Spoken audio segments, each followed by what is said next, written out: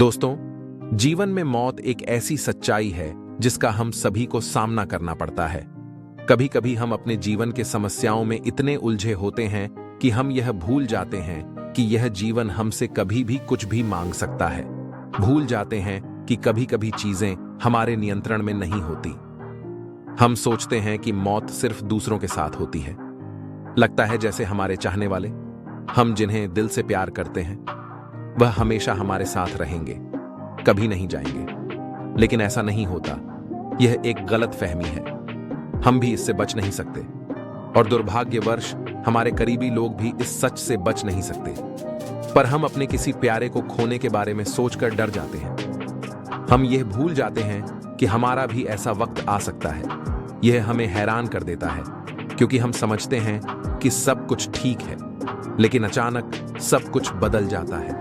और जब हम किसी अपने करीबी इंसान को अचानक से बिना किसी चेतावनी के खो देते हैं, तो यह भ्रम हमें अक्सर भी भीतर से तोड़ देता है, हमें अंदर से खाली कर देता है।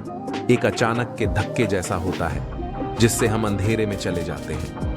किसी को खोने का दुख सबके लिए अलग तौर पर होता है।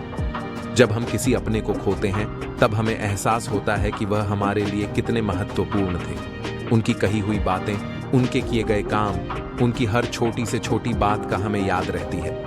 लेकिन जब वे चले जाते हैं, तब हमें लगता है जैसे सब कुछ खत्म हो गया है। गौतम बुद्ध ने अपने सिद्धांतों में भी यही समझाया है। जैसे सुख और दुख जीवन का हिस्सा है, वैसे ही जन्म और मृत्यु भी जीवन का हिस्सा है। लेकिन दुखों से घिरे रहने वाले इंसान को यह जीवन नर्क लगने लगता है। उसे लगता है कि यह धरती ही नर्क है। लेकिन हम यह नहीं समझ पाते कि सुख और दुख एक ही सिक्के के दो पहलू हैं। इस मुश्किल और दुख भरे समय में हमें यह याद रखना चाहिए कि मौत का सामना हर किसी को करना पड़ता है। हमें मौत को स्वीकार करना सीखना चाहिए और आसपास के लोगों के साथ मिलकर इस समस्या से बाहर निकलना चाहिए। यह हमारे लिए एक अवसर है अपनी जिंदगी के असली मतलब को समझने का। तो हम भी एक ऐसी ही कहानी के माध्यम से आपको इस सिक्के के दो पहलू समझाने की कोशिश करेंगे। दोस्तों, जिस तरह मैं अपनी कहानियों के माध्यम से दुनिया में मोटिवेशन फैलाता हूं और कोशिश करता हूं कि आपके जीवन में यह कहानियां काम आए, वैसे ही आपका वो इंस्पायर्ड को सब्सक्राइब करना मुझे मोटिवेशन देता है। और आपके एक लाइक से यह वीडियो उन लोगों तक पहुंच सकती है जो आप ही की तरह बुद्ध के उपदेश सुनना चाहते हैं। तो अभी लाइक करें। चलिए बिना किसी देरी के आगे बढ़ते हैं और कहानी शुरू करते हैं। एक बार गौतम बुद्ध एक नगर से गुजर रहे थे। बुद्ध उस गांव में भिक्षा लेने गए थे। अपने शिष्यों के साथ गांव से भिक्षा लेकर वह अपने आश्रम की ओर निकल पड़ते हैं। तभी रास्ते में उन्होंने एक छोटे बच्चे को देखा जो अपने घर के आंगन में खेल रहा था और उसकी माँ कुछ काम कर रही थी। तभी उस बच्चे की माँ ने बुद्ध को देखा, उन्हें प्रणाम किया और फिर कहा, आप रुकिए, मैं आपके लिए कुछ लेकर आती हूं। बुद्ध ने उससे कहा, मेरा पात्र भरा हुआ है, मैं उतना ही लेता हूं जितना मेरे पात्र में आता है, इसलिए आज मैं कुछ नहीं ले सकता। मैं कल फिर आऊंगा, तुम मुझे कल दे देना। बुद्ध ने उस बच्चे के सर पर हाथ रखा और वहां से चले गए। अगले दिन बुद्ध फिर उसी स्त्री के पास आए। स्त्री बुद्ध को देखकर बेहद खुश हो गई और उन्हें एक पात्र में चावल भरकर देती है। बुद्ध ने यह उपहार स्वीकार किया और उस स्त्री को कहा, तुम्हारा धन्यवाद। ऐसे ही कई दिन बीत गए। जब भी बुद्ध उस गांव में जाते, वह स्त्री हमेशा उन्हें भिक्षा में कुछ ना कुछ जरूर देती। एक दिन जब बुद्ध उस स्त्री के पास भिया लेने गए, तो उन्होंने देखा कि वह स्त्री अपने बेटे को हिलाकर जगाने की कोशिश कर रही है और फुट फुट कर रो रही थी। देखने से ऐसा लग रहा था कि बच्चा बेहोश हो गया है। बुद्ध ने स्त्री से पूछा, बेटी, यह क्या हुआ? तुम्हारा बेटा बेहोश क्यों हो गया?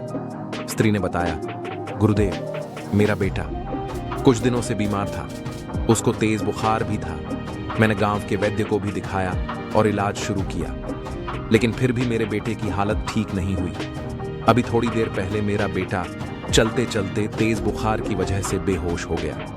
बुद्ध ने लड़के का परीक्षण किया और समस्या को समझने के बाद बुद्ध ने उस स्त्री को कुछ जड़ी बूटी दी और कहा, इसे चावल के बीच दबाकर रख देना और अपने बच्चे को इसका रस निकालकर पिलाना।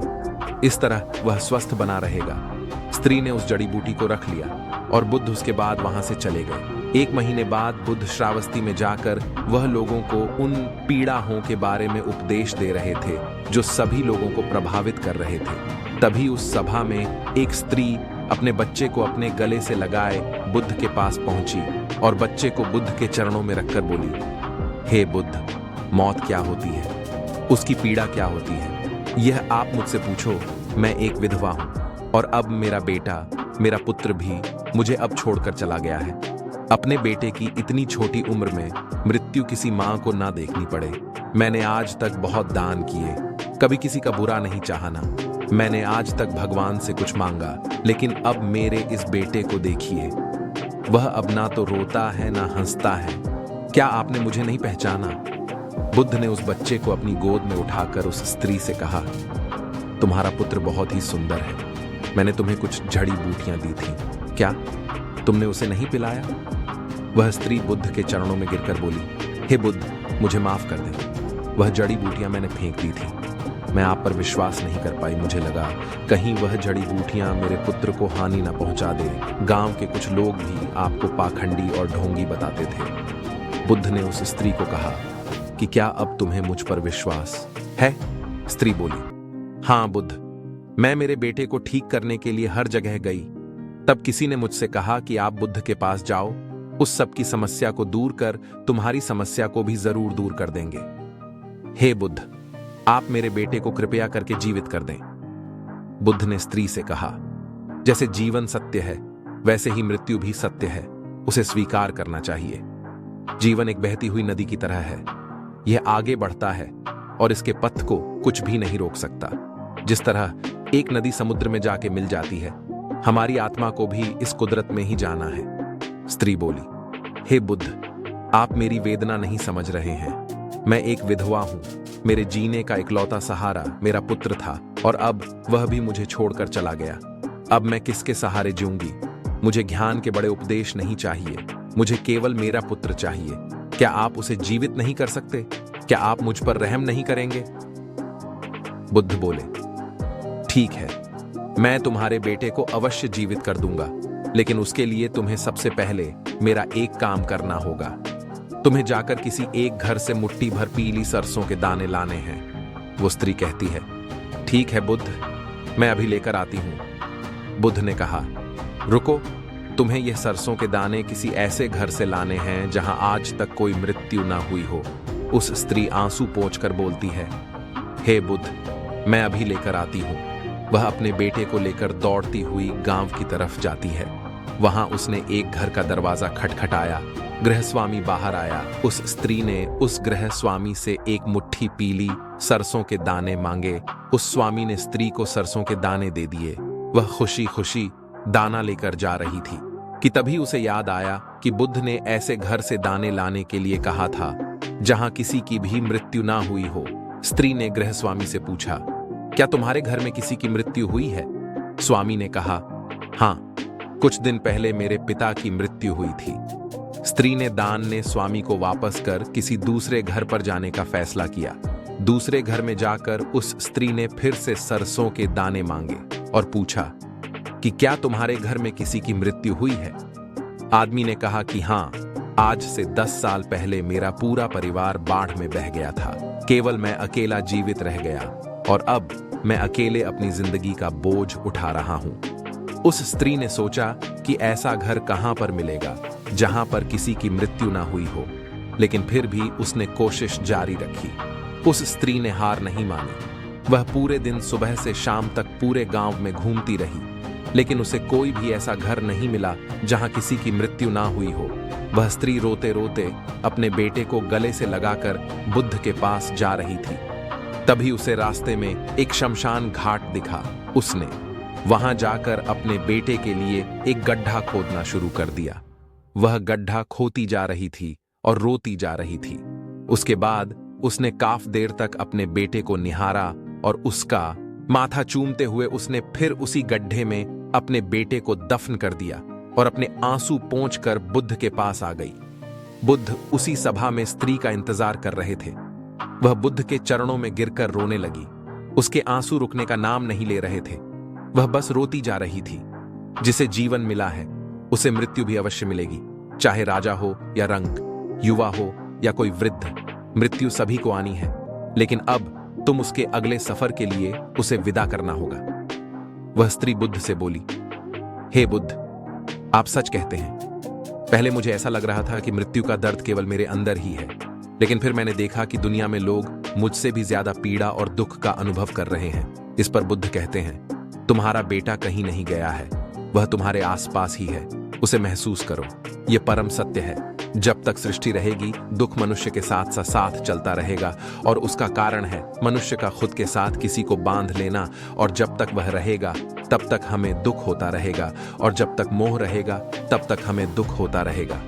जब कोई वस्तु हमारे पास रहती है तो हमें उसकी कद्र नहीं होती, लेकिन जैसे ही वह हमसे दूर चली जाती है, उसके ना होने का एहसास हमारे अंदर गहरी पीड़ा बना देता है और हम दुखी हो जाते हैं। हम जीवन को होश में नहीं जीते, इसीलिए मृत्यु होने पर हम रोते हैं, छटपटाते हैं, लेकिन उसे समझते नहीं हैं। वह स्त्री बुद्ध से कहती है, हे बुद्ध, यह तो सभी को पता है, लेकिन इससे मुक्ति कैसे पाए? बुद्ध ने कहा, मुक्ति के लिए भी विवेक जगाना आवश्यक है। शांत हुए बिना विवेक नहीं जा सकता।